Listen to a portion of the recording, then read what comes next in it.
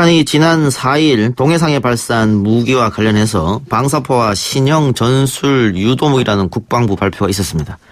우리 군도 처음에는 미사일이라고 했다가 단거리 발사체, 전술 유도무기라고 입장이 바뀌었는데요. 우리뿐만 아니라 미국 역시 극도로 절제된 반응을 보이고 있습니다. 반면 야당은 도발이다, 북한의 위협을 축소하지 말아라 라면서 비판하고 있죠. 오늘 국방부로부터 관련 보고를 받은 국회 국방위원장인 더불어민주당 안규백 의원 연결해서 이야기 나눠보겠습니다. 의원님. 네, 안녕하십니까. 안규백입니다. 예, 안녕하십니까. 예. 자, 오늘 국방부로부터 보고 받으셨는데 예. 도발 의도가 없다라고 하는 것은 어제 국정원 보고와 맥락이 같아 보이고요. 네.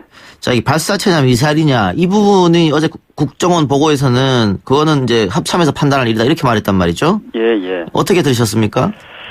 저는 이렇게 생각합니다. 북한의 의도가 단순히 도발이냐 훈련이냐 따지는 것은 좀 무의미하고요. 예.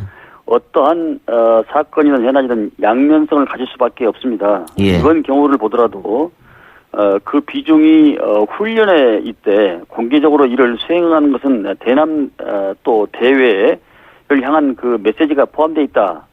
다시 말해서 대외적인 메시지는 대북 제재에 대한 불만과 미국에 대한 태도 변화 압박. 예.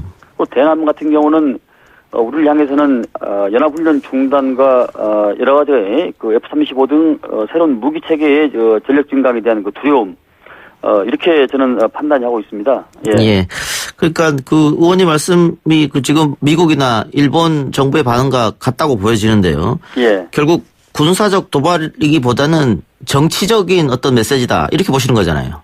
그렇습니다. 그러니까 이번에 발사는 한두 가지 미사일을 발사했던 과거의 패턴과는 전혀 지금 다른 양상이거든요. 예. 그래서 그것도 집중적으로 다수와 또 다종의 미사일을 발사한 것이기 때문에 여러 가지 시간과 분석이 좀 필요하다는 겁니다. 그래서 예. 이에 관련해서는 한미가 긴밀히 공조해서 지금 분석하고 있는 걸로 알고 있고요. 우리 정부 당국과 또 합참부장, 또 장관, 그리고 주한미군 연합사령관까지 여러 차원에서 빠르게 지금 협조를 하고 있고 정확한 분석을 도출하기 위해서 저희 국방위에서도 통렬을 하고 있습니다. 예, 그러니까 미사일이냐 발사체냐 뭐 이거는 조금 더 시간을 두고 분석을 해봐야 할 수 있다 이 말씀이고요. 그렇습니다. 예, 왜냐하면은 예전의 패턴과 달리 다수와 다종의 미사일을 발사했기 때문에 그렇습니다. 예. 지금 폼페이오 국무장관은 북한의 약속 위반이 아니다 이렇게 얘기했는데 어떻습니까? 우리는 그 남북 군사 합의가 있었는데요. 군사 합의를 어긴 건 아닙니까? 어떻게 보십니까? 군사 합의를 어겼다고는 저는 보기는 어려울 것 같습니다. 예. 북한은 그 훈련을 그 자체로 항상 그 도발성을 내포하고 있기 때문에 중요한 것은 남북 사이에 어떤 신뢰 시금석이라 할 수 있는 이 9.19 군사 합의 위반이었다는 건데요.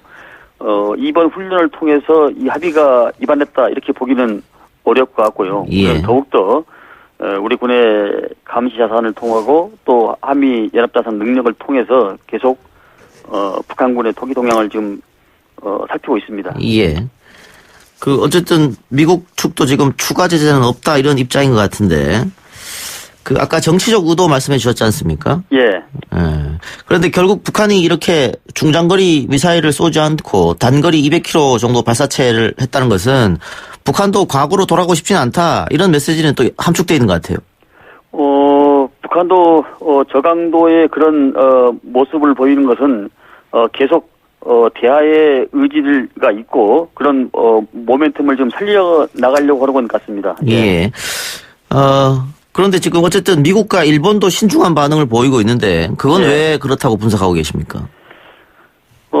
제가 서두에도 말씀드린 바와 같이 모든 사건은 그 양면성을 지니고 있습니다. 그래서 이번 사건도 그런 군사적인 의미와 정치 외교적인 의미를 공히 같이 지니고 있다고 이렇게 봐야 될 것 같습니다. 예.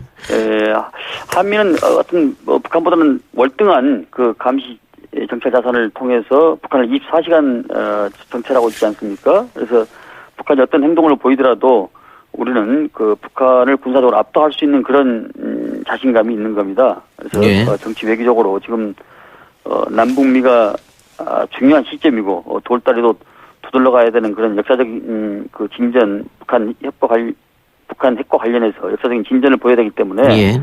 다소 지금 하노이 회담 이후에 그 국면이 지금 정체되고 있는데 이런 상황에서 이런 불거진 사건에 대해서는 보다 여러 가지 그 정치 외교적 의미가 어디가 있는지를 좀 한미가 더욱더 신중하게 좀 파악을 해야 될 것 같습니다. 예. 그 합참이 분석해서 나중에 미사일이라고 판명 나면 그때는 어떻게 합니까? 이게 지금 이번에 발사한 것이 예.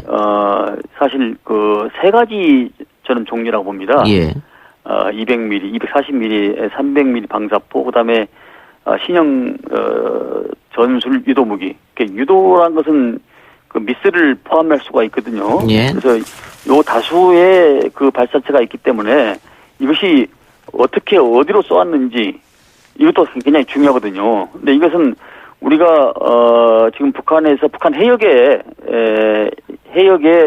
탄착점이 발견됐기 때문에 이것이 미사일이다 기다 아니다 이렇게는 지금 판명하기는 좀 이른 것 같습니다. 예, 지금은 그렇습니다만 혹시 나중에 미사일로 밝혀지게 되면 뭐 우리가 군사적으로 맞대응을 한다든가 이렇게 필요하다 보십니까? 군사적으로 우리나라를 영토와 영해를 침범하지 않는 한은 예. 같이 이렇게 액션과 리액션의 작용과 반작용은 있을 수 없는 일이죠. 예. 예. 알겠습니다. 예. 그 한편으로 북한이 계속해서 한미 연합 훈련에 대해서 계속해서 비난해 왔었거든요. 뭐 우리는 미국과 같이 해서 굉장히 축소해서 훈련했습니다만은 예. 그것조차 배신 행위다 이러면서 계속 비난했었는데 예. 그 부분에 대한 항의성으로 이런 도발을 하지 않았느냐 이런 분석도 있는데 어떻게 보세요? 그것도 일종의 그런 항의성이 뭐 없다고는 볼 수 없습니다만은 예. 전반적인 이것이 다양한 내용의 어떤 그 발사체가 이번 동해상에서 된 걸로 보기 때문에 예. 단순히 그 한 가지로만 볼 일은 저는 아니라고 판단합니다. 예. 김정은 위원장이 지난번 문재인 대통령 만났을 때 예. 앞으로는 대통령님이 새벽에 깨는 그런 일은 없게 만들겠다 그렇게 얘기했었거든요. 예. 어떻습니까? 앞으로 뭐 발사체든 미사일이든 추가로 발사할 가능성이 있다고 보십니까? 저는 추가로 발사될 가능성이 지금으로서는 좀 낮다라고 지금 판단하고 있습니다. 예. 그것은 기존에 우리가 전략 무기를 이게 만약에 대륙간 탄도 미사일이랄지 ICBM이랄지 뭐 여러 가지 고강도의 그 무기를 발사체를 하면은 전략군 사령관이 현장 지도를 했거든요. 예. 근데 이번 같은 경우는 그런 것이 아니기 때문에 예. 저는 그 북한이 어떤 한 차례에 대한 어떤 소극적인 그 불만 표시다. 그래서 당분간 추가 도발은 넓지 않을 것 같고요. 다만 북한이 명심해야 할 사항에 대해서는 이번에 형성된 이 대화의 기회를 저는 놓쳐서는 안 된다. 예. 그래서 이번에 발사체 역시 국제사회와 문재인 정부 노력에 비춰보면은 북한의 의지를 성공적으로 전달했다기보다는 전략전 5판에서 나왔다는 것을 명심해야 할 것 같습니다. 예. 어쨌든 이번 문제로 인해서 그 트럼프 대통령과 문 대통령이 아마 오늘 밤에 전화 통화할 예정이라고 하던데. 예. 그 전에 또 한미 양국 간에 어떤 이야기가 있었겠죠. 이 문제에 관해서는. 그런데 예. 결국은 추가 제재는 없다고 했기 때문에 대화를 하루 빨리 복원을 해야 될 텐데요. 예. 그 트럼프 대통령이 5월 25일부터 8일까지 방일할 예정인데 예. 그 전에 어떻게 남북 대화의 새로운 모멘텀이랄까요? 있을 수 있을까요? 저는 당연히 대화는 계속 돼야 되고요. 예. 심지어 전쟁 중에도 정치는 대화를 통해 소통하고 평화의 기회를 모색해야 되지 않겠습니까? 예. 지금 우리가 걷고 있는 길은 그 누구도 걸어보지 않았던 길이고 또 북한의 비핵화와 한반도 평화는 겪어보지 못했던 길인데 예. 이것이 얼마나 빨리 이루어질지 또 성과 시는 누구도 속단하기는 좀 어렵습니다. 그러나 우리 문재인 정부와 더불어민주당은 이 부분에 대해서 최대한 빨리 그리고 안전하게 협상에 진행돼서 최선을 다하고요. 오늘 밤에도 아마 대통령하고 트럼프 대통령하고 역시 아마 그런 차원에서 이루어지지 않나 이렇게 생각을 하고 있습니다. 예.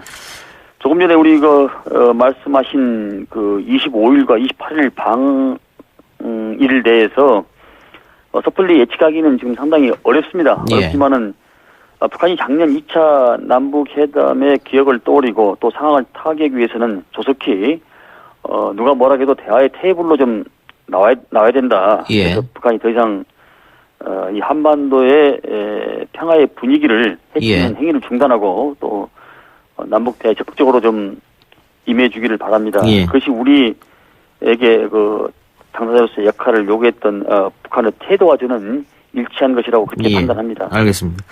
폼페이오 국무장관이 북한의 식량 사정이 굉장히 좋지 않다. 그래서 인도적 지원은 해줘야 된다. 이런 뉘앙스 얘기했고요. 예. 여기에는 아마 민주당도 동의하리라고 보는데 야당이 과연 동의를 해줄 것인가? 저는 야당 의견도 중요하지만은 일단 이 남북 문제는 국민적 동의와 이해와 설득이 저는 필요하다고 봅니다. 예. 물론 식량 지원 문제 같은 경우는 대북 제재 사항은 아닙니다만은 예. 그래도 이런 상황이 지금 도출이 됐기 때문에 어쨌든 간에 야당뿐만 아니라 국민들한테 이해와 설득을 저는 구해야 된다고 보고요. 야당 역시 꼬투리를 잡아서 반대를 위한 반대하기보다는 예. 북한을 대화의 창으로 이끌고 또 그 북한의 여러 가지 열악하고 척박한 식량 상황에 대해서 보다 좀 적극적인 마음을 좀 가져주기를 그렇게 요청을 한번 해보려고 합니다. 그런데 인도적 식량 지원을 정부 차원에서 하게 되면 결국은 또 퍼주기 프레임이 작동하는 거 아니겠습니까? 그러면 저는 이렇게 얘기하고 싶어요. 예. 지난 정부 9년 10년 동안에 미사일 실험하고 핵 실험했을 때 그때는 그러면 안보가 불안하다고 그렇게 얘기한 적이 있습니까? 예. 그것은 아니죠. 예. 식량 문제도 저는 마찬가지라고 봅니다. 이것은 우리가 한민족의 입장에서 북한을 바라봤을 때는 북한은 우리의 적이지만은 또 같이 살아가야 될 민족의 한 공동체가 구성원입니다. 예. 그래서 우리는 북한을 항상 두 얼굴로서 바라볼 수밖에 없는 그런 집단입니다. 동족적인 차원에서 민족의 차원에서 그걸 저는 인류애기적인 차원에서 그걸 접근해야 한다고 그렇게 판단합니다. 예. 네. 알겠습니다. 오늘 인터뷰 의원님 감사합니다. 예, 감사합니다. 예. 지금까지 국회 국방위원장인 더불어민주당 안규백 의원이었습니다.